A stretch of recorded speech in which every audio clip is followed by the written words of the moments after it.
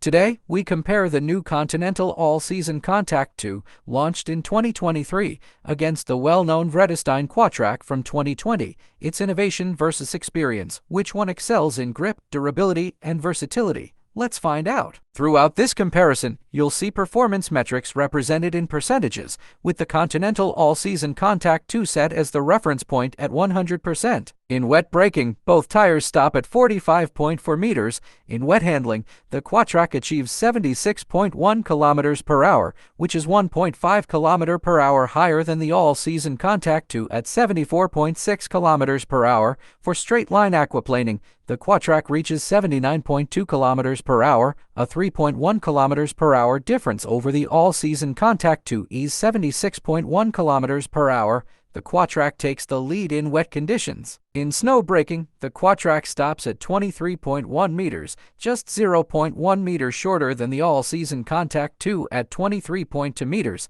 The AllSeasonContact 2 excels in snow traction with 2,744 newtons, which is 144 newtons more than the Quatrac's 2,600 newtons. For snow handling, it reaches 57.4 kilometers per hour, edging out the Quatrac by 0.3 kilometer per hour, which hits 57.1 kilometers per hour. The AllSeasonContact 2 is stronger in snowy conditions. The AllSeasonContact 2 has a significant advantage in wear life, lasting 58,900 kilometers, which is 15,800 kilometers more than the Quatrac's 43,100 kilometers, making it a top choice for longevity. In dry braking, the Quatrac stops at 40.3 meters, just 0.1 meters shorter than the AllSeasonContact 2 40.4 meters. For dry handling, the Quatrac reaches 89 kilometers per hour, 1.2 kilometer per hour faster than the AllSeasonContact 2 at 87.8 kilometers per hour. The Quatrac has a slight edge in dry conditions.